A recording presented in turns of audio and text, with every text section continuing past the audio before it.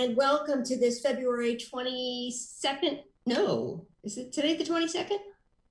22nd, amazing. 2021 City Council work session. I've had the date wrong in my mind all day long. Thank you for joining us in this remote meeting format we're using in response to Governor Brown's Stay Home, Save Lives order. This format enables the City Council to meet and take care of business while keeping everyone safe. For work sessions like this one, where there is no opportunity for public comment, those wishing to access the meeting can do so by watching the live stream available on our website, the broadcast on Comcast Channel 21, or by calling into one of the phone numbers listed for this meeting on the public webcast and meeting materials web page. Looking ahead, tonight's regular meeting will include both a public forum and a public hearing. Information about how to participate is available on the public webcast and meeting materials web page. And as always, other avenues of communication with me and city councilors are available, including email and voicemail. And thank you again for tuning in and joining us. And with that, I am ready to turn it over to the manager for the first item. Thank you, Mayor and Council. The fact that we're continuing to meet on Zoom is very much related to our first topic around emergency preparedness. So I'm joined today by Fire Chief Chris Heppel and our Emergency Manager, Kevin Holman. I'm not sure which one is starting off, so I'll just let them choose that. Okay, I think I'm on the slide deck first, Sarah, so thank you. Let me see if I can get my screen shared appropriately and get this rolling. So here we go. Okay, so I assume everybody can see the slide deck. Perfect, Mayor Venice, thank you. I see your head. So yeah, so I've been asked to come and talk a little bit about what the Emergency Operations Center at the City of Eugene has been doing for about approximately the last year. And Chief Heppel is also here to take one of the slides with me and give an overview. But just to kind of kick this off, I thought it would be appropriate that we talk a little bit about just emergency management in general. And so we're governed primarily by the Robert T. Stafford Act. And so the entire country falls under this act. And from that, there was a lot of guidance that was put out by the by FEMA and DHS, the Department of Homeland Security, around how we operate. And so with that in mind, the main two documents that we work off are the National Disaster Recovery Framework, which we've used through this process that we've been in over the course of the last year, and the National Incident Management System, which is something that we follow and we are cognizant of as we operate, because it gives us a framework to work with our partners across the country. And included in that cadre of things that guide us and keep us in a formalized process to accomplish the goals that we have around responding to an emergency. We also have the Eugene City Code, which is 2.1055, which we have all tied together this whole piece of legislation with the guidance documents under the Eugene Springfield Multi-Jurisdictional Emergency Operations Plan. One of the nice things I wanted to mention tonight was Mayor Venice supported emergency management in 2019. And I think that's been a huge help to us as we went into COVID. We did what was called the Mayor Summit, the first time we've done that. And we had leaders from all the cities within the Lane County come and join us as we presented with experts from our area on how this works, so they understand how we work seamlessly across and through our organizations, and even reach out sometimes within the country. So with that, I'll just go ahead and turn this next slide over to Chief Heppel.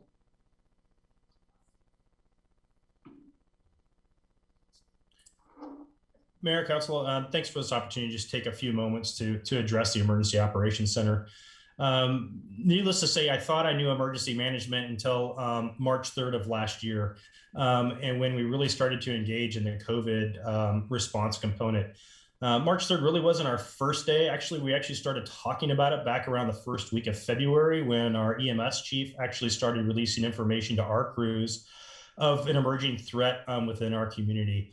And then that first week of March, Sarah saw that this was starting to, City Manager Mederi saw that this was starting to spread rapidly across our nation, and that we needed to look at activating our Emergency Operations Center. And we did. And on March 13th, we actually opened up the EOC to quickly start getting control of our assets, as well as setting direction and policy, et cetera.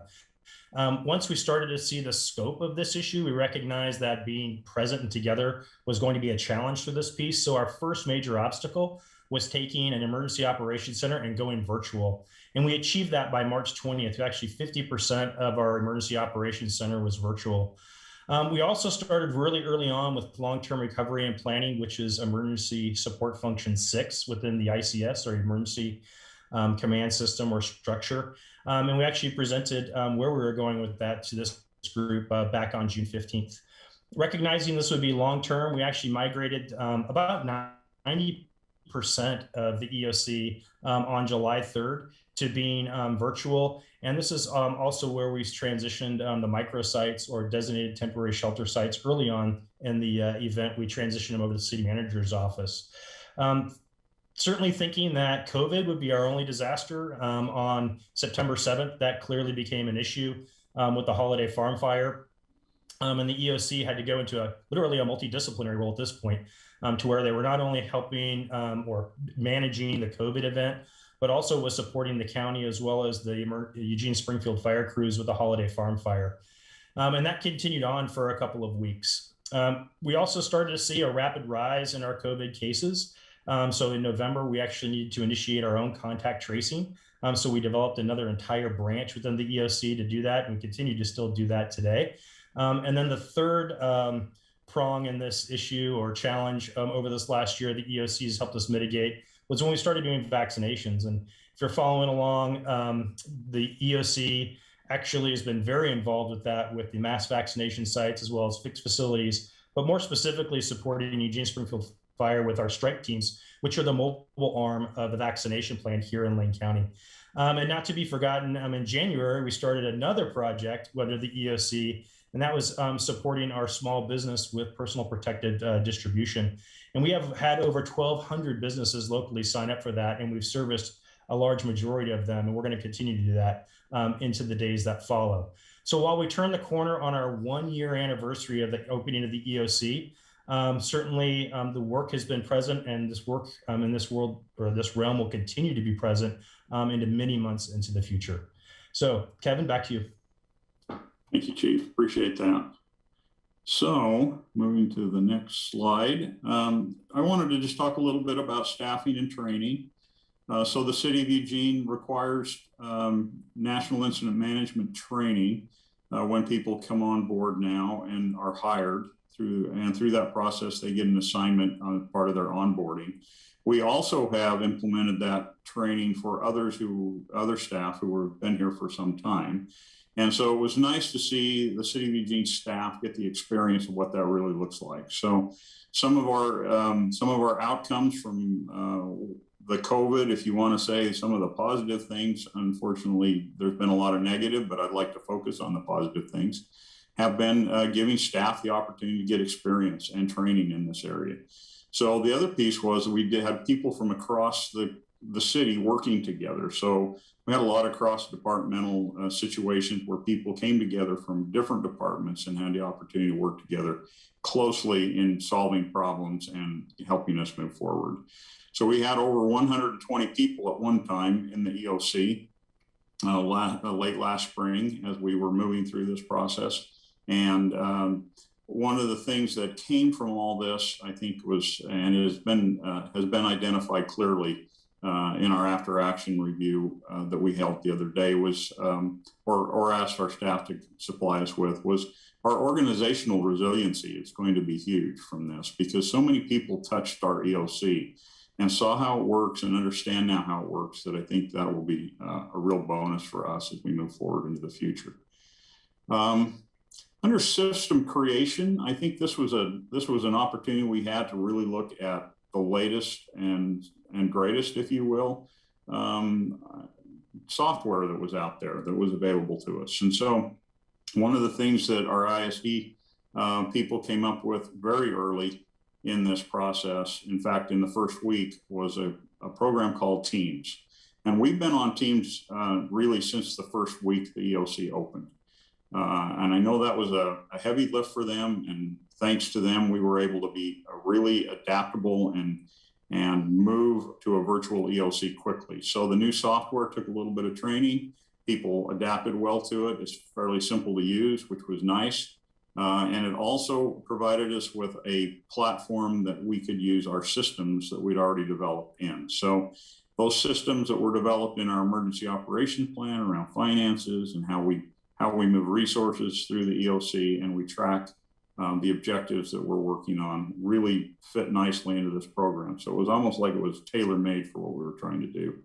The nice thing about that at the end of the day is we had an opportunity to not only test a program that we've used successfully, but we also had the opportunity to test the systems that were already in place, and make sure that we'd actually identified the concerns and problems we had early, and that we were able to seamlessly work through that. So that was a really great piece of our system creation as we moved into a virtual EOC. Talking now about partnerships, and those are so important. And I think that it's important for us to recognize how, I mean, through this whole process, we have done nothing but work with the county and the state, through the county typically, and the city of Springfield, as well as other businesses and associations, and our special service districts like EWEB and the school district. As we go through this, we've been really successful with that. We brought people into our structure, which is based on planning meetings and which are part of the National Incident Management System, and work through those meetings with our partners. And I think it was a really good opportunity for us to,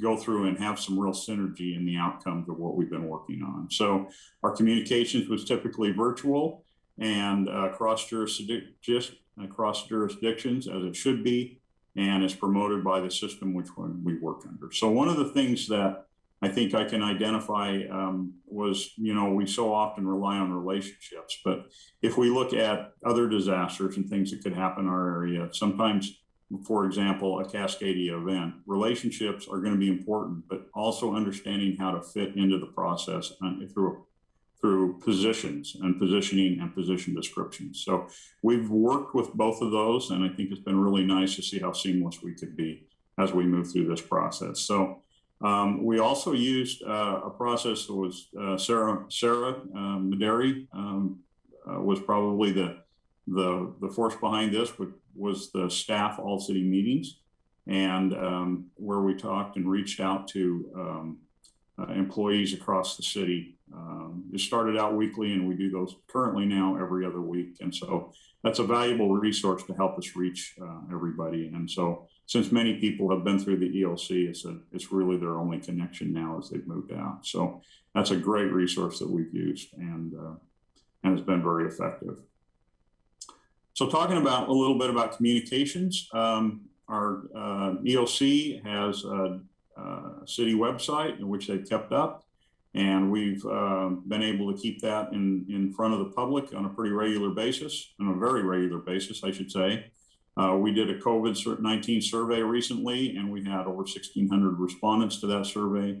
We touch about 60,000 email accounts on a regular basis, and we've done over 30 videos, and some of those that Mayor Venus has participated in have been very successful in getting out the message. We also have a very extensive bilingual communications capability that's become very important in our EOC, and is important to us getting the information out to our entire community to support everybody's needs. And so this whole piece around communications is one of the fundamental principles of the system that we operate in. So it's very important that we watch this, and I think we've done a pretty good job with this. Funding, just to bring up to speed, we really tracked through the EOC $37 million in federal funding. The purchases that we've made meet the requirements of the city, state, and federal guidelines. And so we've been really conscious to look at that. We have several people that scrutinize all the information that's coming out through FEMA on a regular basis, as well as what's coming directly to us from other sources. So we're on top of this on a daily basis, and really trying to make sure that we don't miss things, and that we also make sure that we're eligible for any reimbursements that we may have. So this is a critical piece in our EOC for us, and part of that is also we've signed several mutual aid agreements, which we use what's called the ORCA, which is a mutual aid agreement that's set up by the state legislature, the Oregon Resource Coordination Assistance Agreement. And we use that on a regular basis now, especially with the vaccination clinics that we're supporting through ESF Fire. And so those are huge, and we have signed memorandums of understanding with, for example, like the U of O and others. And we've also signed contracts, excuse me, I didn't mean to move that. It's contracts with other, for example, agencies and nonprofits in the city to try to get support and help to our community in general. For example, the unhoused. So we've done a lot of this kind of work. It's been a big lift. We're on it. I feel really comfortable with where we've come. In fact, because much of the federal funding that came out had guidance associated with it, but as over time changed somewhat as the learning curve became more apparent and how to effectively use it. So this has been a big part of what the EOC has done.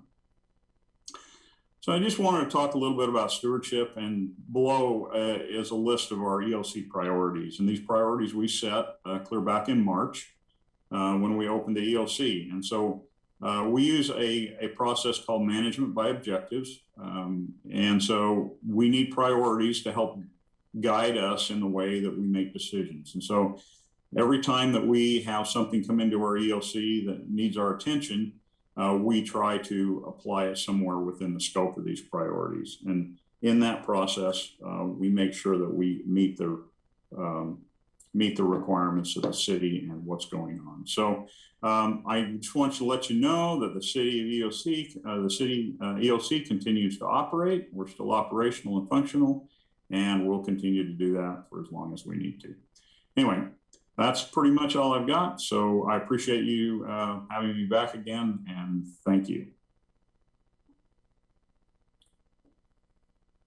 Thank you so much. I actually find this report inspiring, and want to just recall that in 2019, the conversations that I had with you, Kevin, in particular, were this concern about if we had a Cascadia event, that people were pointing at each other saying, I thought you were going to take care of that.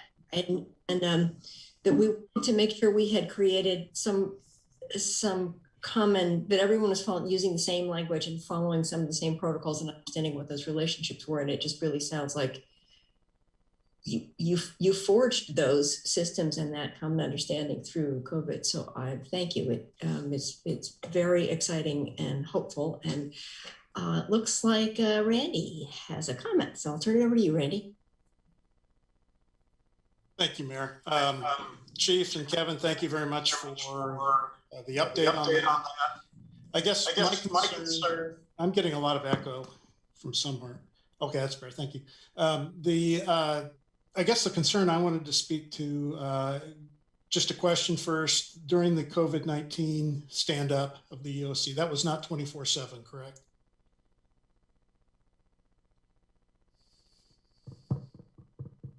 Yeah, Kevin, I think you're muted. Of course I'm muted.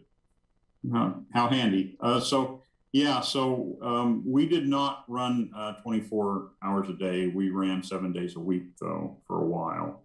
It ebbed and flowed as we had the need. So sometimes we were 7 days a week. Sometimes we had the weekends off. It just depended on the requirements. So we were pretty flexible in how we handled that based on the need.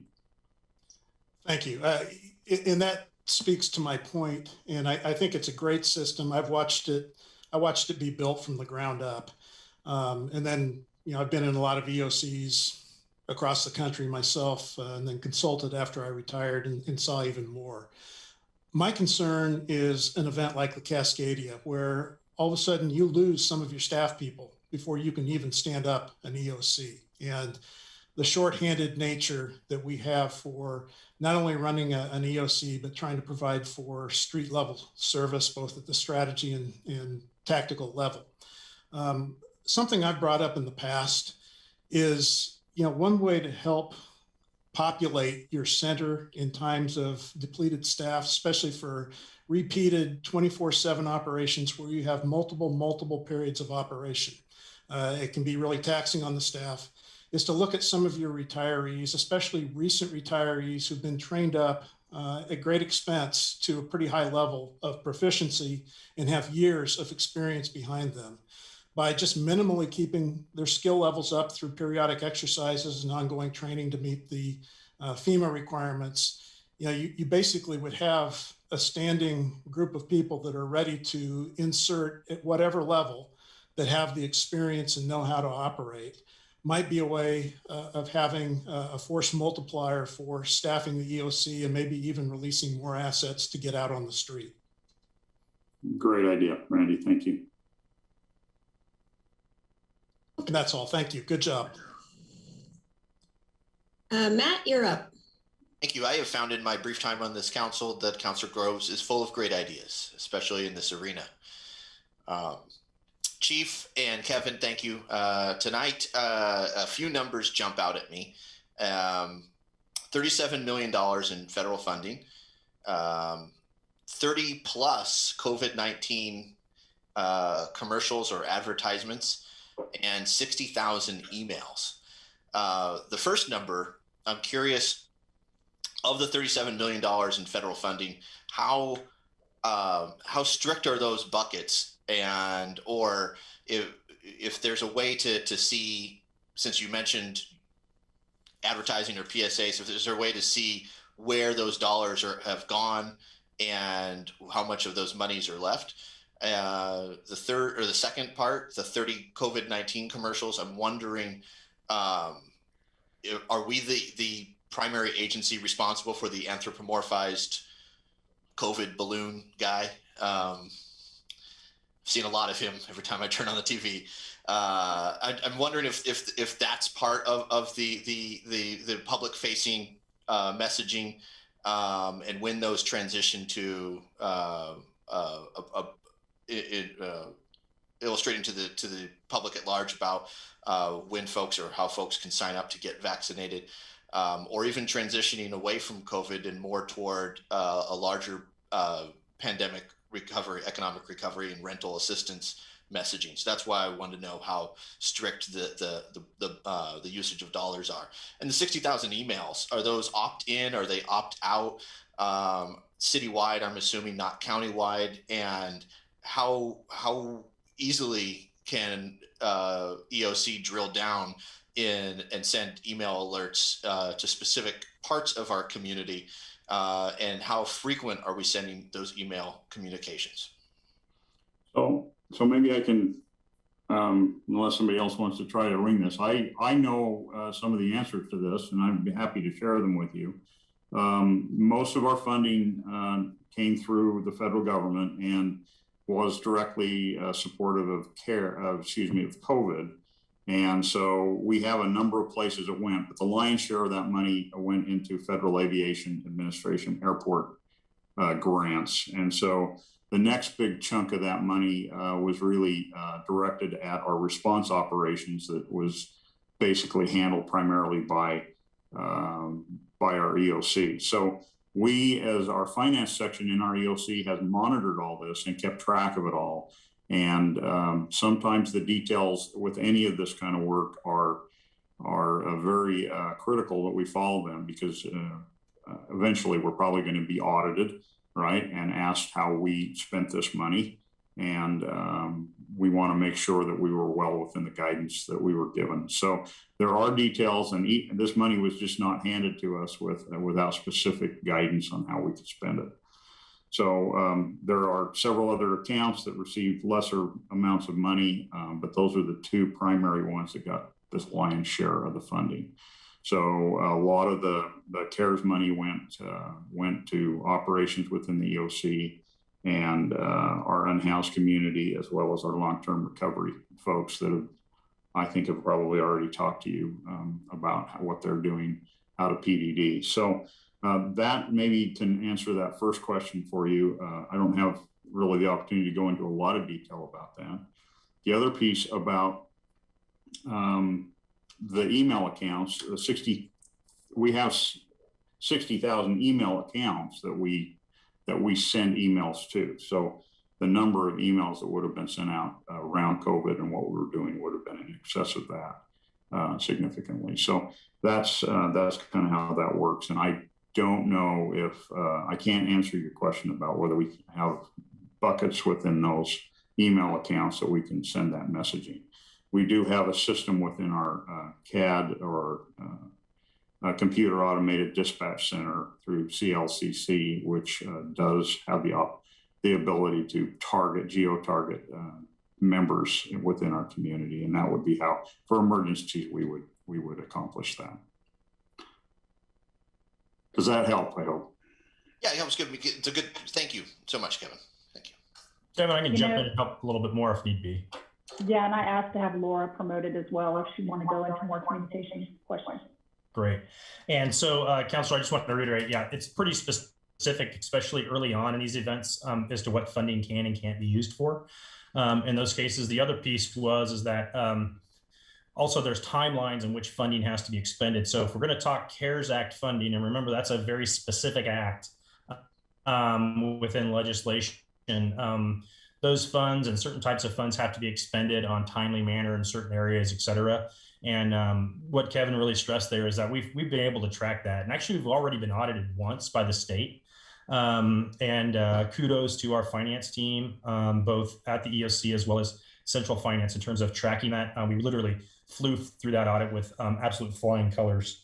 Also, one piece I think Kevin missed here with the 60,000, that's 60,000 email addresses, and we sent out an email at least weekly.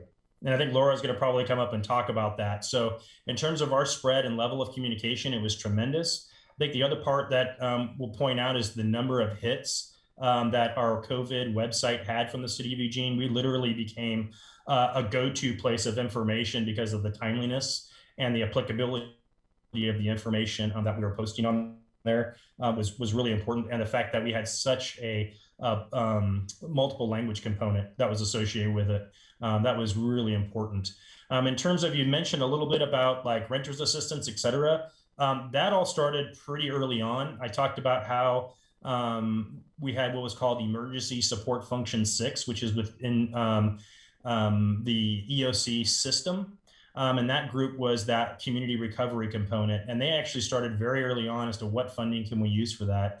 And if we go to our city websites, you can actually see all the monies that have already been expended in areas such as renters assistance, and also with United Way, and also with eWeb in terms of utility assistance.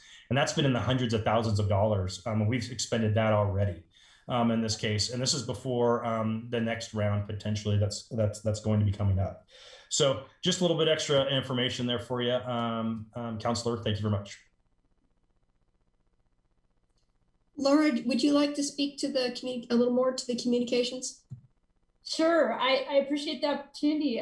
Mayor and Council, my name is Laura Hammond. I work in the City Manager's Office in Communications, and I had the privilege of working in the EOC early on with a great team of public information officers.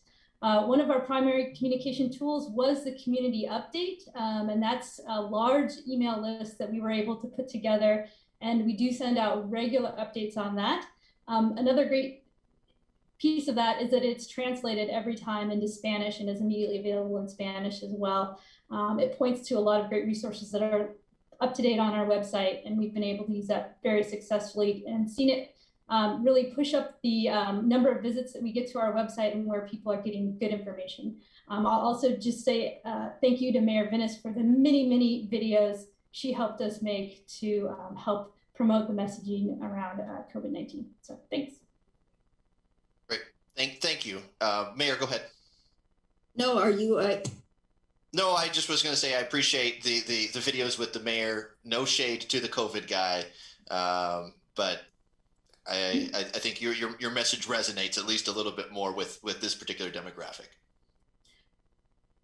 I'll just chime in. The COVID Guy is actually a campaign that was started by LTD, and they reached out to a broad swath of community partners, and we all are helping push out the COVID Guy messaging as kind of a way to reach potentially a younger audience.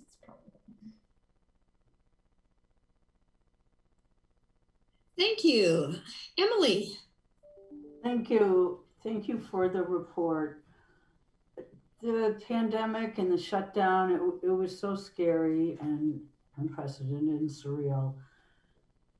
So it was a happy thing for me to have the EOC and to watch it evolve from the initial emergency and people actually being together. And I, both as a scared member of the public, but also as a counselor who was supposed to be helping save the day. It was so impressive to see staff cross departments and everybody really working together. And I loved it when city manager would show us videos of you working in Eugene's operating, in the EOC, COE, too many letters. Anyway, it was such a happy thing for me in a really scary time. And I felt safe and taken care of, and I felt proud. So these were really great feelings to have in a time of not great feelings. And I take away with that this kept us safe, it kept us informed, and I hope we never have to do it again. But if we should, we know what we're doing, and that makes me feel calmer and safer in the mess we're still in. So my heartfelt gratitude and admiration. I'm really proud of our city. Thank you. Thank you. Thank you. Any other counselors wanting to make comments? I just want to follow it. That was such a nice closing, and it would be nice to leave with Emily's wonderful words. But I just did want to ask if there are sort of significant gaps or areas where you still feel the city really needs to pay some attention going forward, particularly given the possibility of a Cascadia event. What are the things that are sort of rising to the top of the list?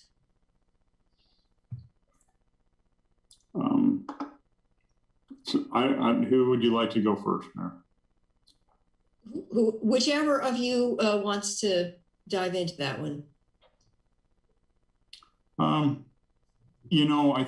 think we've had a really good rollout for this, and I got to tell you that honestly, the people I've been working with in the EOC has demonstrated to me how great the people are that work at the city of Eugene. It's really been an opportunity and a blessing to have those folks come and support us. But to answer your question, are there things we could do better? I think that's always the question, and I think there are some things that we can do better, and we will continue to try to improve those. The hard part is, we all have a role outside of maybe of emergency management, except for a few people, and so if emergency management can continue to give good guidance in their planning and things, so people can sit down and go to work with a short job description and understand what their role is, and understand the national system and how they just plug in and plug out and can move around. One of the great things that we've got is emergency management as staff within the actual program have had the opportunity to do this now for several months, and I've been rotating them around so that they all get an opportunity within the different pieces of the EOC, so they can have hands-on with that. They'll be better prepared should we have to go through this again. And so those are just some of the things takeaways that I've got. Yeah, Mayor, I'll jump in. That's okay. Sorry. Yeah. I would say for me, it's language, relationships, and agreements. I think, when we jumped into this, one of the functions or the goals of the incident command system and the National Incident Management System is that we all operate off of the same language. And, this really was a first time, unless others can tell me, that we've experienced the need for having the NIMS and the ICS process here in Lane County. We've had many other events, but they've been relatively short-lived. I don't know of an event that has lasted over a year where we've had an emergency operations center open, unless Councilor Groves can remember of one that's been open for over a year. I think the other piece is in terms of the relationships, we learned that in the time of a pandemic or an emergency is kicking off, that's not the times to shake hands and introduce ourselves to each other.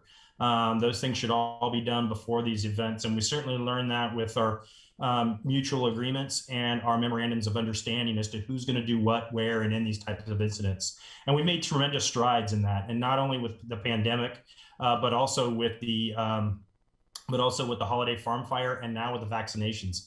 Each one of those incidents within this whole year have given us an opportunity to make the system better and better.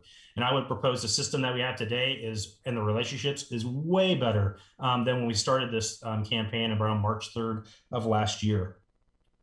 I think the other piece is the continued training component. I think folks, while they may have understood ICS, I would propose, or the incident command structure, very few people had ever exercised it for real outside of the public safety realm. So that has been a huge growing component and a growing piece for us, as well as resource allocation and distribution.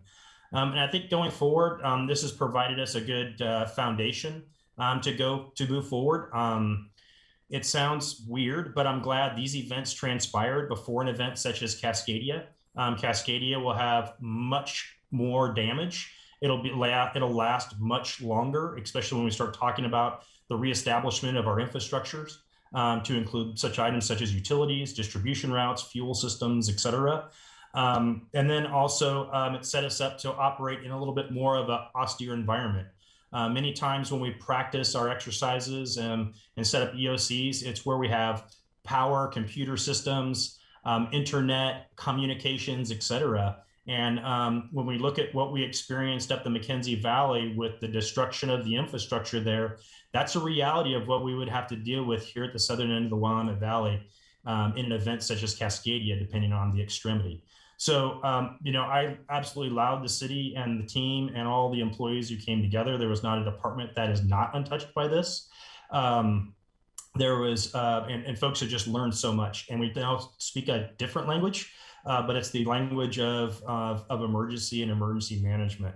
So kudos to all of us for being more bilingual in that side of the house. So more to go into the future, and thank you for the time, Mayor.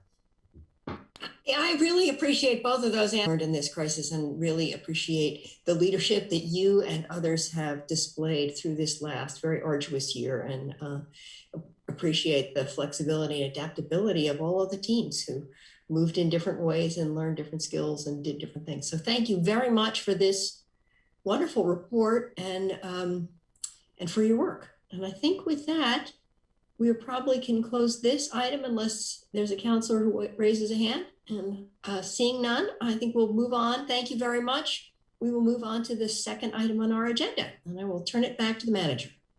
Thank you. Thank you, Mayor. So our next topic is kind of a big jump, and we're going to switch over to land use. And I'm joined today by Althea Sullivan from Planning and Development. There's a couple of other Planning and Development staff, but Althea is going to lead us in the presentation to talk about this. As you might recall, the motion to come back to this, I've talked to most of you about this. We were actually supposed to come back before the end of the year, but we had a number of things come up at the end of the year that we ended up rescheduling things. And so them coming now is fully on me and the scheduling of your work sessions to hit some of those priority items. Thank you. I'm going to do the share screen thing here and make sure that you all can see that. All right, so are you all able to see a screen that says commercial setbacks? Excellent. So hello all, my name is Althea Sullivan. I'm Assistant Planner with the City of Eugene's Planning Division. I'm also joined by Gabe Flock, our principal planner, and I believe I saw Alyssa Hansen, our planning director, as well in the call. As was said, I will be providing an update on the commercial setbacks land use code amendments today. I'll start with a little bit of background information, and then I'll follow up with a brief summary of the focus group feedback that we heard. And finally, I'll give you an idea of where this project is headed and the next steps. So background, at a work session last September, so September of 2020, Council expressed concern with the current setback standards that allow for buildings to be built right next to the sidewalks, as this can create an uncomfortable environment, especially when buildings are residential or are next to narrow sidewalks on busy streets.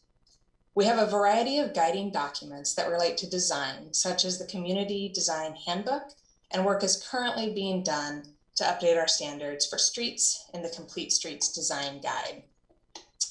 As a related effort, Council initiated a land use code amendment to require setbacks and landscaping with the goal of increasing walkability and good design, which aligns with the intent of the other efforts that I just mentioned. Part of the direction provided to staff was to gather initial stakeholder feedback and report back to Council ahead of moving forward with a formal adoption and hearing process.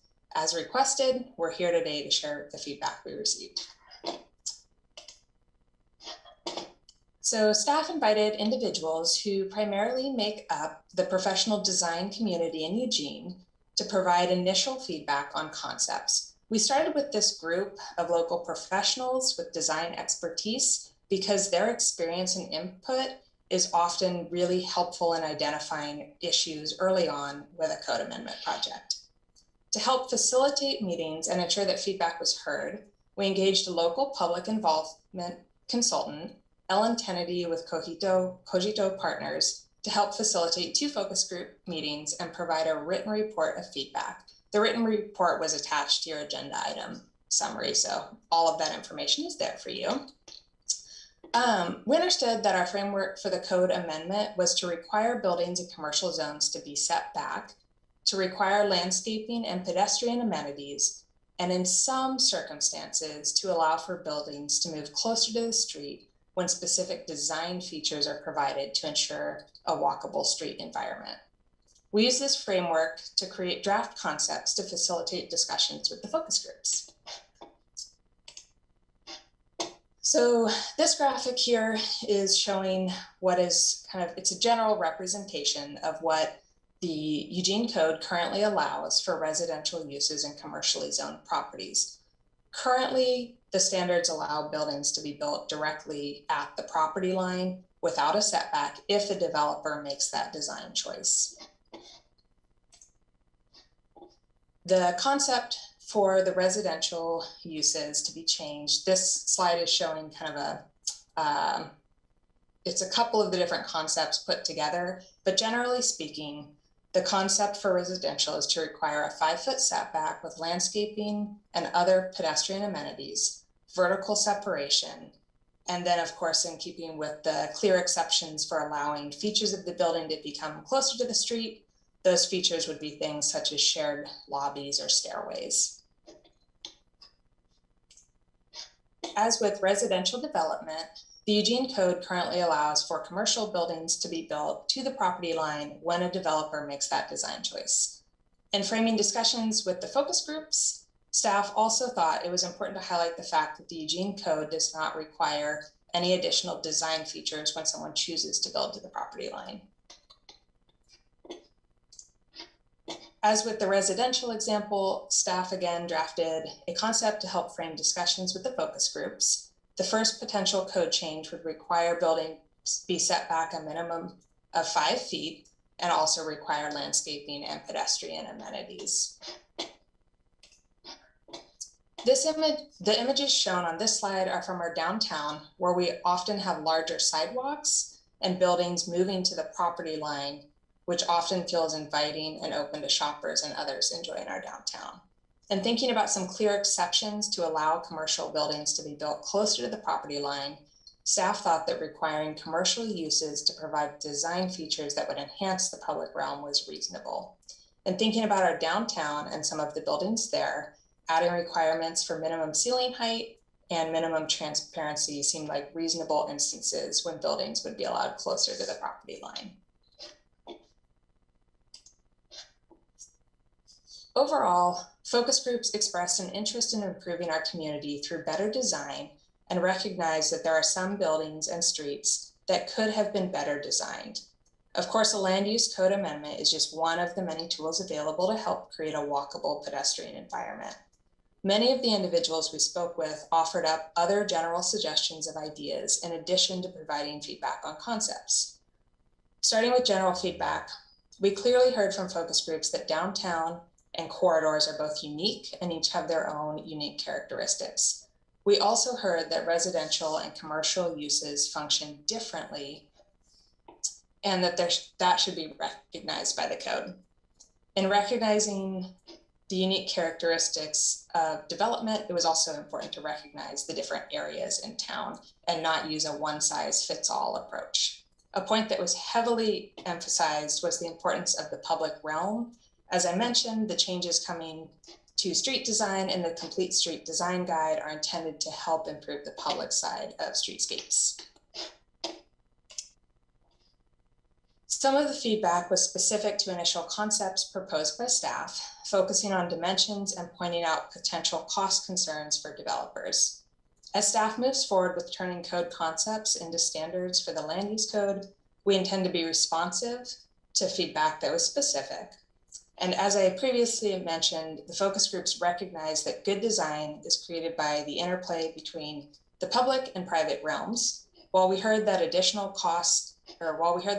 code standards may not be desirable for the development community, there was general support for improving design and an understanding that a code amendment and code standards are just one way to do that. And next steps. As directed, we have returned with the initial feedback, and our next steps will be to move forward with drafting code language and beginning the formal adoption process, which includes required public notices and hearings. As I mentioned previously, we will work to incorporate the feedback that we heard into the code language. And another point worth noting is that the formal adoption process provides an opportunity for individuals to comment directly on draft code ahead of and during a Planning Commission public hearing. Following the Planning Commission public hearing, the Commission will consider feedback and formulate a recommendation. That recommendation would then be provided to you for your consideration and ultimately a final decision. This is a timeline, and we are hopeful that we could move forward with a Planning Commission public hearing this upcoming spring and then be returning to you sometime early this summer with a recommendation from Planning Commission and draft code. That concludes my update. So I'll stop sharing my screen. And of course, we're available for questions, and I appreciate your interest and engagement.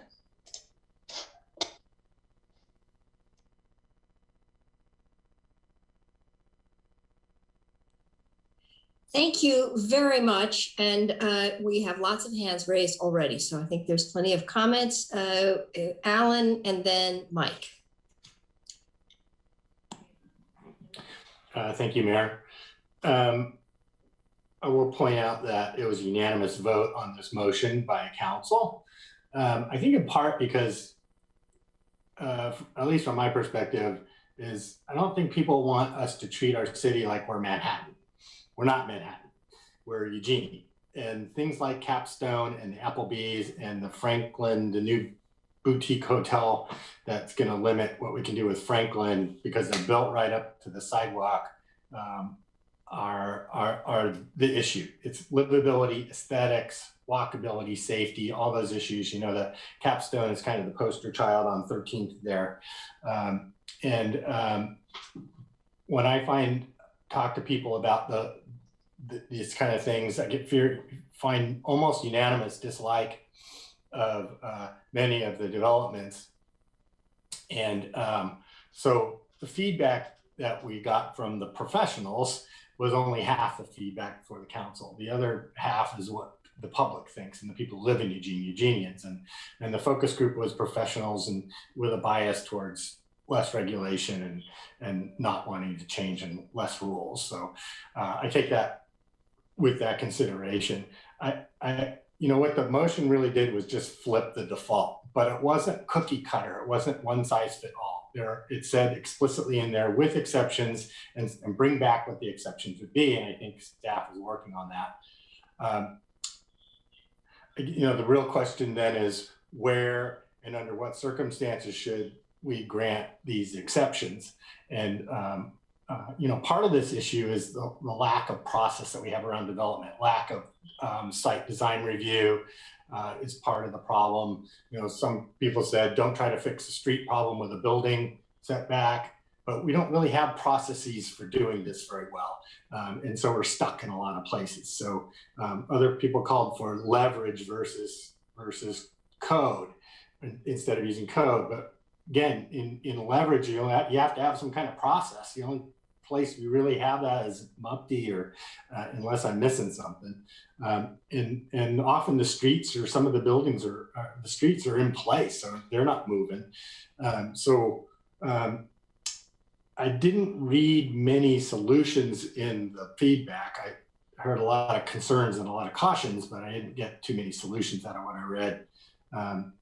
On the diagram of the commercial use exception, the second one, so there's three things: 0 setback allowed, 14-foot seat heights, and 75 transparency.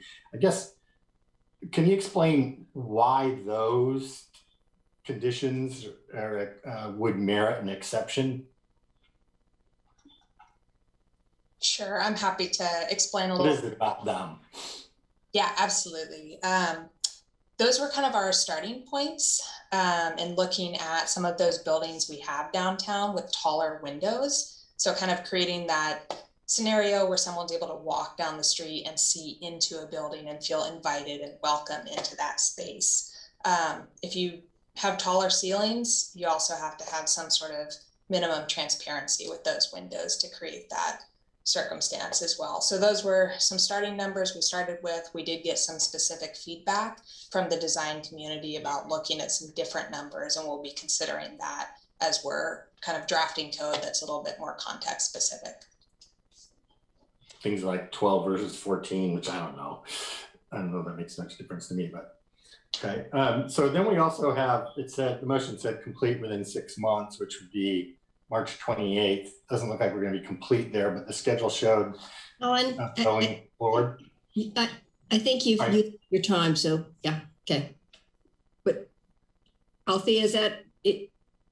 Is there an answer there, or? Sure, I'm happy to provide a little bit of an answer, and I don't know if anyone else wants to chime in on that. We are doing our best to move quickly with this and meet that 6-month deadline. I think, as you just pointed out, on my slide, I noted that we were looking at early spring, which is past that 6 months, but we're trying to be as close to that as we can. So I hear that it is taking a little bit longer than that. Thank you. Mike and then Matt. Thank you, Mayor. I agree with Alan about a lot of what he said. I voted in favor of this in the first place for similar reasons but I think I said at the time, mine were purely aesthetic, and as a non-professional in this realm, I said, yeah, I think that would be cooler if we had a more robust interplay between the public and the private spaces in that regard. That seems to make sense to me. But I'm wondering, Althea, if you would give us a little more detail and categorize and maybe synthesize and tell us what you thought about the feedback that you got from the development community and from the design community about these changes. Can you kind of highlight a little bit more depth some of that information? Yeah, I appreciate that. I know there were several pages attached to the agenda item summary with a lot of. And I want the general public to hear kind of you synthesize, here's what they were saying. Yeah, I think it's maybe been said a little bit, but we did start with our professional design community, who often are able to point out kind of some of those early issues with updating code standards. And so I think a lot of the feedback that I heard was maybe from more of that technical side of things. And, you know, when we're talking about a 14-foot minimum ceiling height, hearing someone from the design community, they're maybe thinking about some of those pieces of the costs that go into that, or the engineering that go into those pieces. And so I think that some of the feedback that I heard reflects what I think are legitimate concerns, and are things that we're kind of working through with the code amendment process to try and kind of incorporate that feedback and make it something that's reasonable, but also moves us towards having some better standards for design with commercial buildings. And I would agree with that. As I've said, I think we want our public and private spaces where they intersect to be more welcoming, obviously. But at the same time, there are several places in our community, especially in some of the transportation corridors, where that's absolutely not the case today. Not just the horrendous things that were built in recent past that Alan mentioned, and they are. But there are places that are ripe for redevelopment. And what I would be concerned with is that we put things into place in the way of expectations and code and design that preclude any of those places from being redeveloped that are real eyesores in our community, whether it be by virtue of cost or some other reason. So I wonder if you would speak to, we have this great idea, this great vision that we want to see these spaces better, but you know, I mean, we could want them all plated in gold, and that probably wouldn't take place. No one would do that. So where would you characterize that balance between what we're talking about and what the design community was giving you in the way of feedback? Sure. I think that makes me think about some other standards that are already in our code and when those standards apply. So there's sort of a vacant site where we would expect all of these standards to come into play. And there's also a building that's being redeveloped. Kind of as we're working to actually draft these standards and write that, we're figuring out what that threshold is, but certainly if there was already a building that existed, it wouldn't mean that you would then have to tear it down and build a brand new building to move forward with your project. Mm-hmm. Yeah, I'm gonna be interested to see the parts that deal with exceptions in that way and that give flexibility.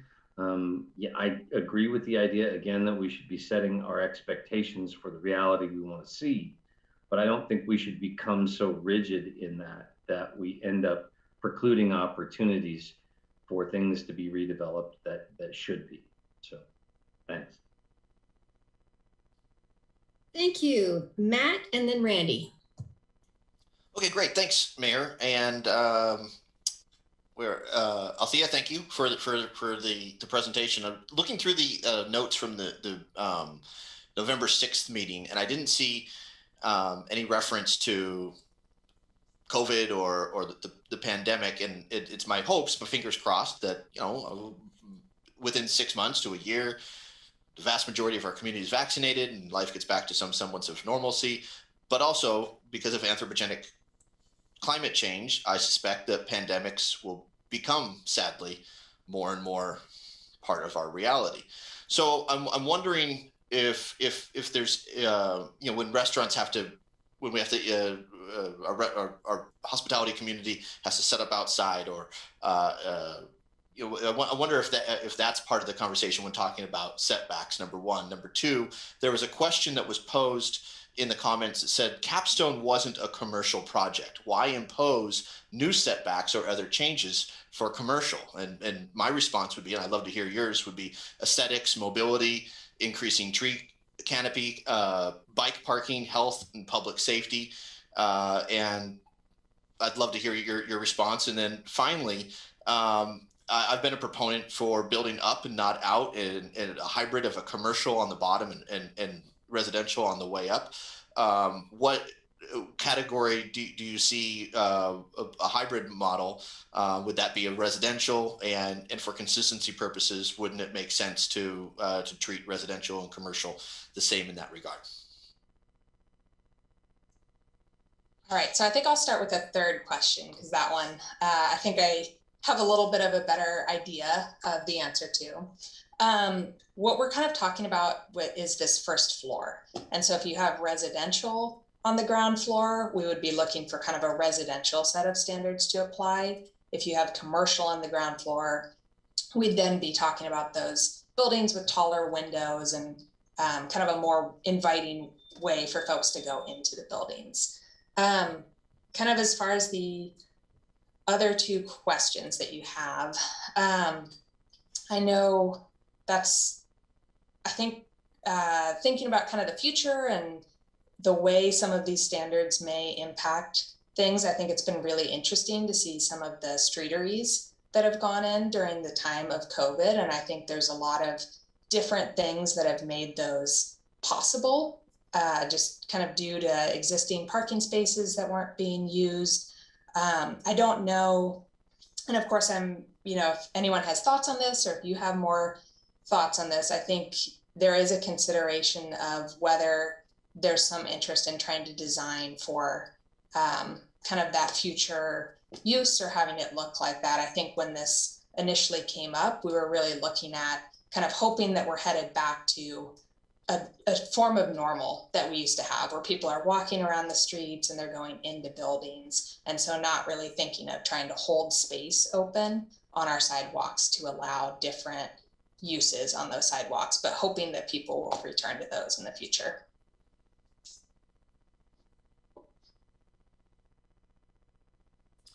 Okay, thank you. Looks like Randy and then Claire. Thank you, Mayor. Thank you, Althea. I thought it's really thought-provoking to look at some of this, and coming in a little bit late to the process that's already been underway, trying to catch up. I want to call out first, Councilor Keating. I really appreciate your forward thinking on this.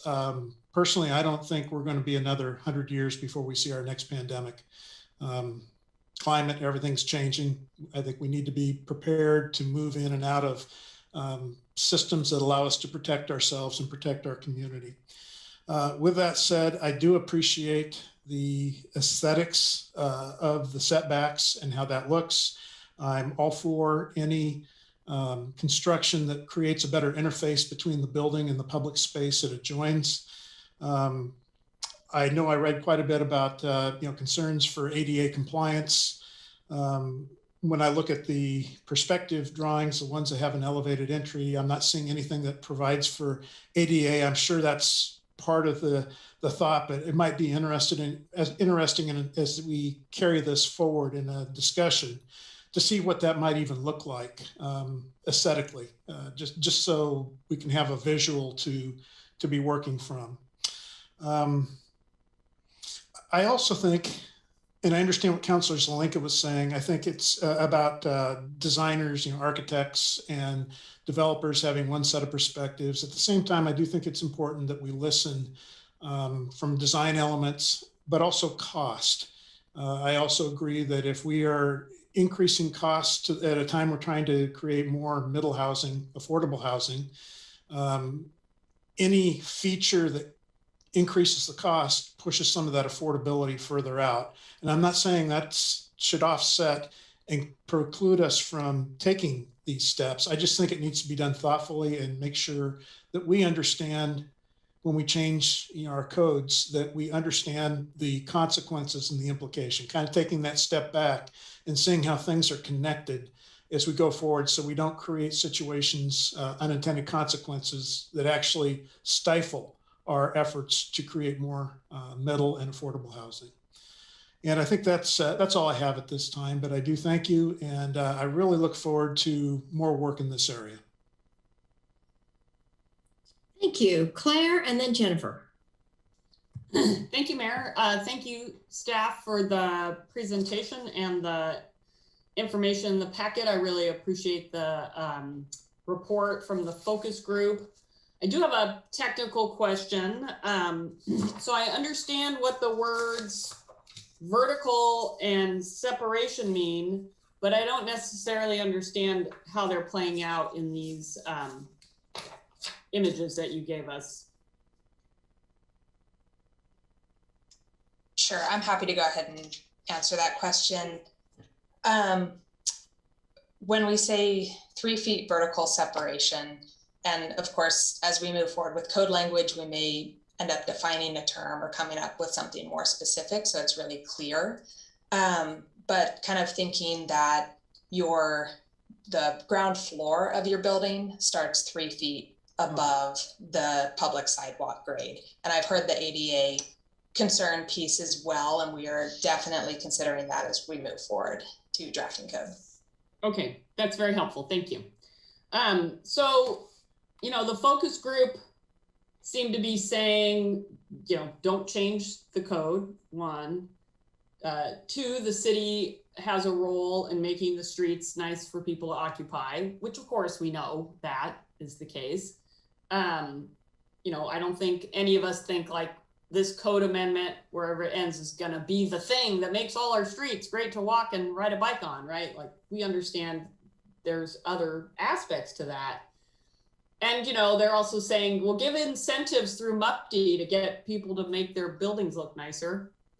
It'd be nice if they were motivated to do that without the MUPD.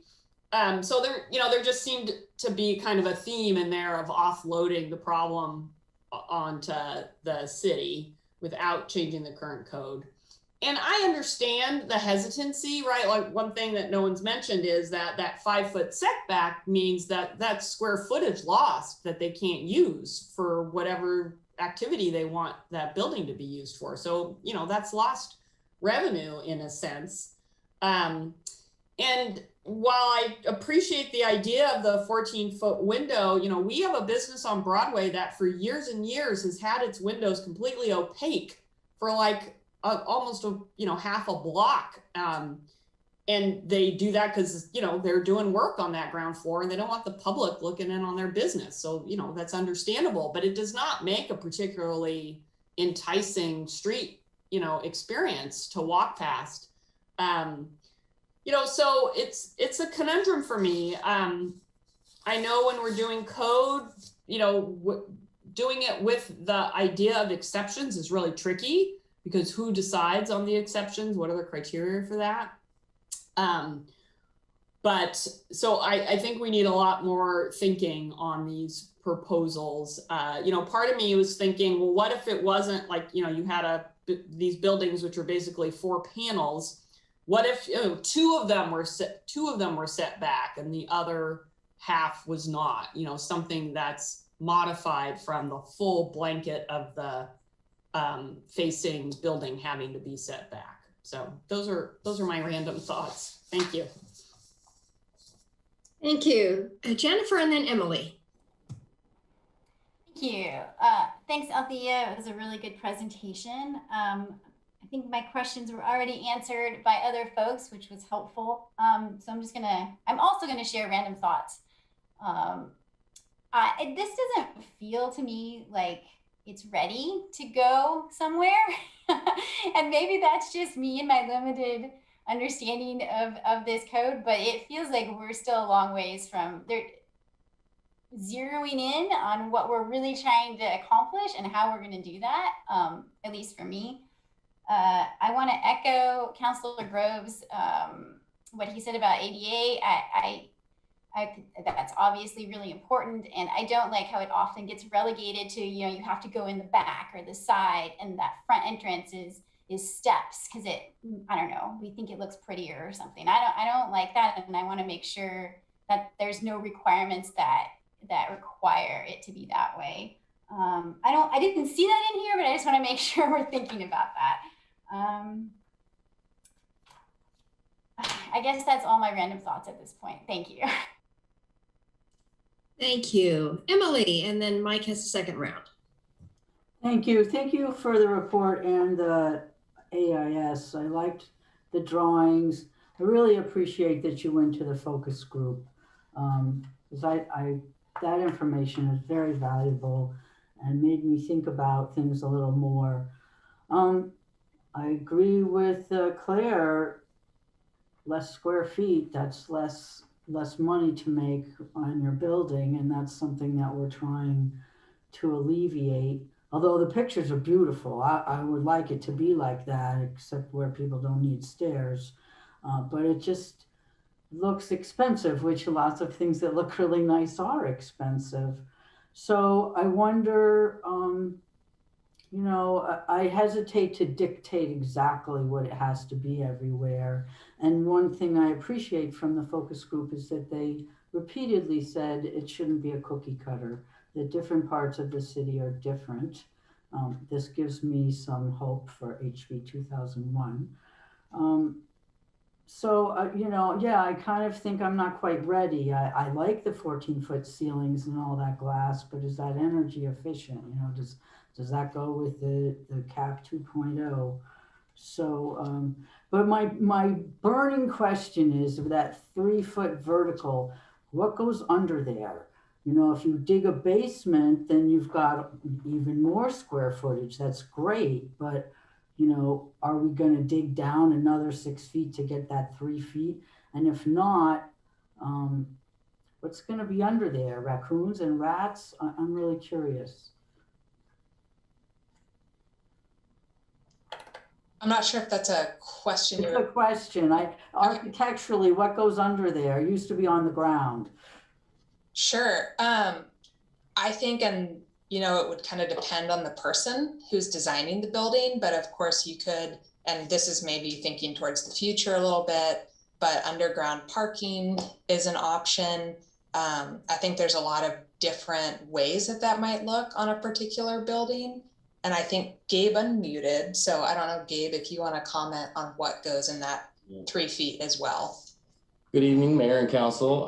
Yeah, I'd like to provide a little bit more context and some background as to the staff work and the team, you know, taking into consideration the feedback that we got since the last work session. We have actually some fairly detailed draft code that responds to some of the feedback, including those exceptions. So partly responding to a couple of different questions that have come up. For one, the example of a shared lobby. So in the context of a residential use on the ground floor, the standards that we intend to create, at least in the draft code, would allow for an at-grade shared lobby. So it would help to address that ADA concern.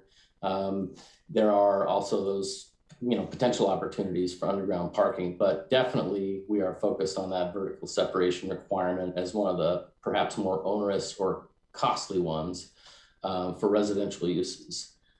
In the context of commercial on the ground floor, we also have been looking at a tool that might actually require a certain amount of visual transparency. So to prevent or at least regulate to some degree the light transmittance, the ability to actually see in at a certain percentage. So not just a window that could be blocked, but do we get into a more technical and refined set of code that deals with that transparency issue? In terms of the concerns we heard around context-specific code and the cookie cutter citywide approach, we've got multiple tools, including the C2 and C3 zones, which are primarily located in downtown, but to have some slightly different standards along key corridors where we see the C2 zone predominantly, like along West 11th or along River Road or Coburg, for example. We do intend to have some fairly distinct differences in the type of, or the extent of the setback. We're also refining some of those clear exceptions to favor enhanced pedestrian area. So like a plaza or, walkways and things, using that additional setback area for to take advantage of the opportunity for outdoor seating and dining. So there are a lot of different tools that we're looking at in the context of the code.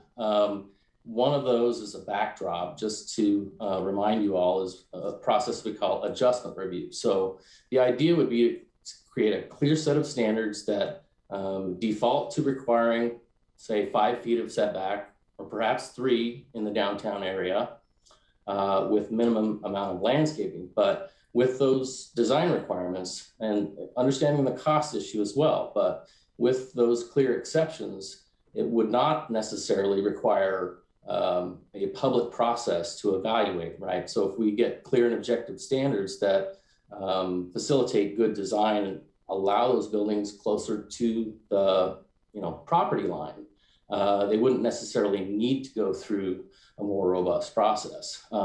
That said, we do have a tool which we call adjustment review. It's a discretionary, I'll call it a design review light, so to speak.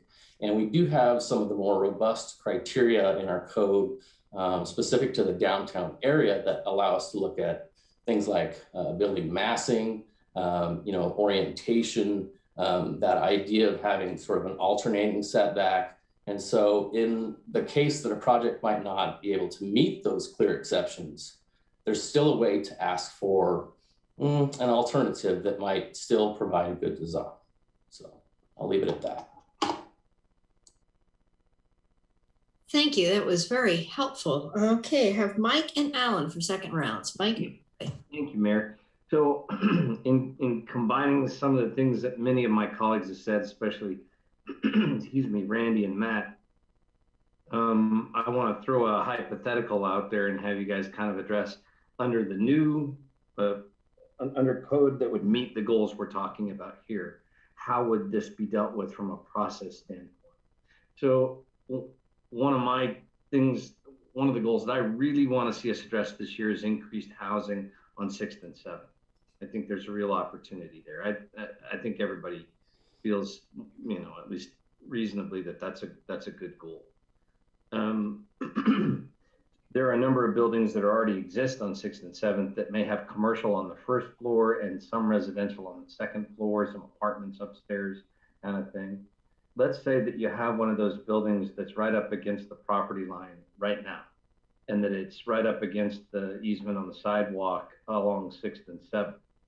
And that property owner wants to add, for example, multiple floors of new residential above. So how that space already has a current ceiling height for the commercial on the first floor with the apartments above, and already has, at least close to, let's say, for example, right up against the property line and the sidewalk. How would that application to add 2 or 3 floors of apartments up above be met under the new code in general terms? Thank you. That's a good question. And it's, I think, a little bit of a technical matter, but we call a situation like that a legal non-conforming use, right? So it may have been constructed under current code or code prior to these new changes. It was perfectly acceptable and allowed. And so one of the thresholds that we look at is the applicability of these new standards. When will they kick in, right? And so in a lot of cases, it's based on a certain amount of building square footage expansion. So in theory, even expanding vertically would kick in those standards, but it creates a situation where it's still impossible to meet the intent of the new standards on the ground, right? And so part of what we're trying to do here, in the interest of moving forward quickly with a relatively surgical code amendment, is to pull on the different tried and true tested tools that we have in the code. And one of those is the commercial standards that are the applicability, that threshold for when these commercial standards kick in, one of which relates to the length of the building facade along the street. So in the case of an extension, I don't know the exact number, but let's just say it's 50% or more of the building facade along the ground floor. In that case, the portion of the building that's being expanded would need to meet those standards, right? So it would have to be set back. It would have to have the landscaping. And so we would have to knock down a wall that currently exists on the front of the building in order to meet code? Well, what I'm imagining is a situation where it's being extended horizontally, not vertically, right? And the portion above wouldn't necessarily kick in. It would really be tied to that building length. So the portion of the building, the new portion of the building along the street would have to meet the new standards, but the existing building wouldn't. So we're looking at that balance, and you'll hear me talk about the balance between flexibility and certainty. And to your process question, I would say, the intent with these is to make them clear and objective, relatively simple to meet, as least onerous as possible, right?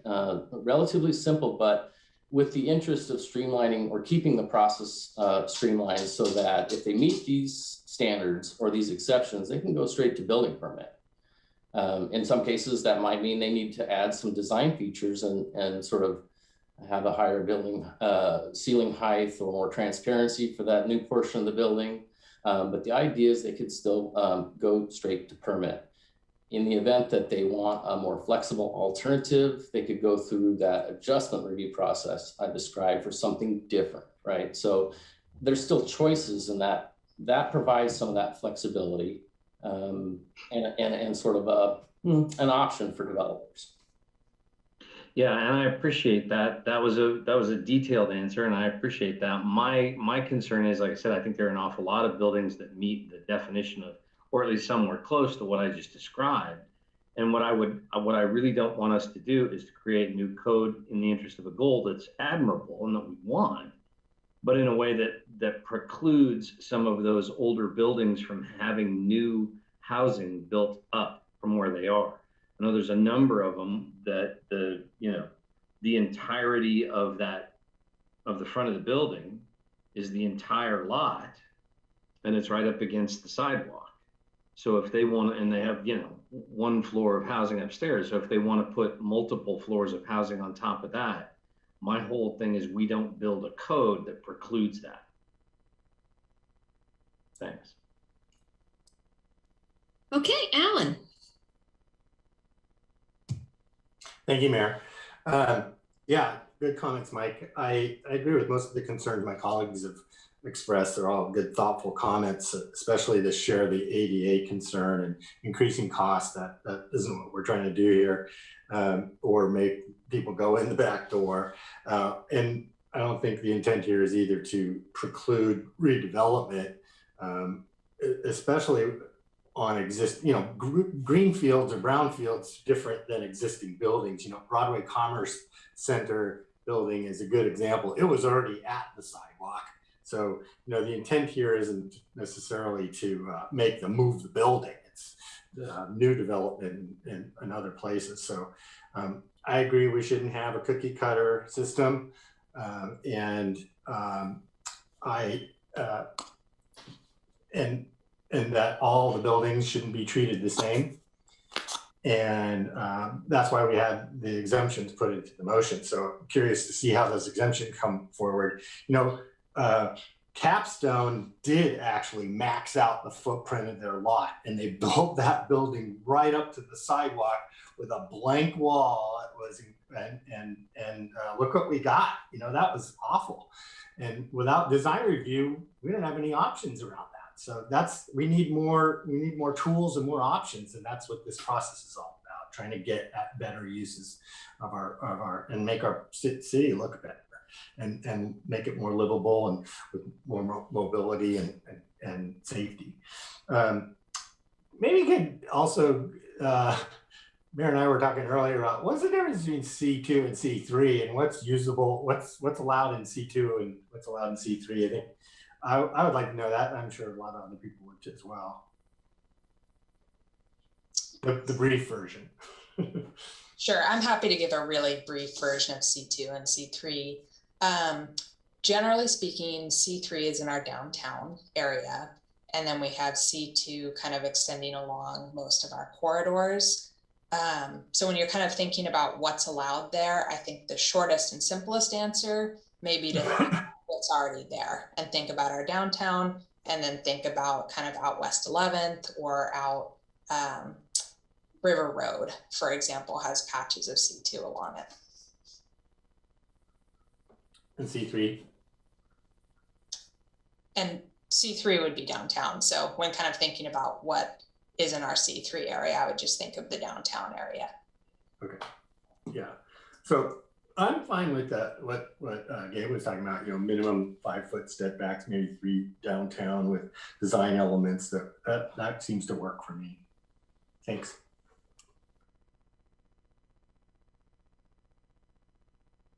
Right. I got a flash right in front of the mute button. So thank you. Thank you for this conversation. Alan, thank you for asking for that final clarification on C2 and C3. So C2 is really more like this sort of more suburban sort of feeling strips, and C3 is really the commercial strip.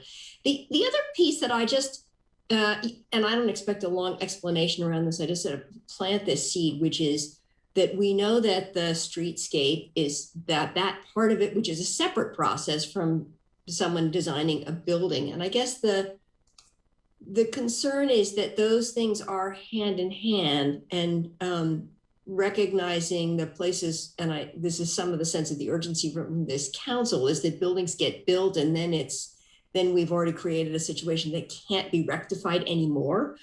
And so I guess I'm interested in those places where we see that modified street design would give us more flexibility in terms of exceptions for the building design, because we've done the work on the streets, and it's sort of an alignment. Like if a street's going to be modified 10 years from now, don't put a building right up to the sidewalk that then precludes doing that. And I just don't know how those moving parts, all those different processes get aligned. But I think it's partly the issue that we're trying to get ahead of, is where we're fixing the streets and what's coming down the pike in other ways. And so with that, I think if there are no other questions, it is 6:57. I want to give you all a break. I'm expecting that we're going to have quite a full public forum tonight. So we are adjourned, and I'll see you back here at 7:30. Thanks so much. Thank you for that work.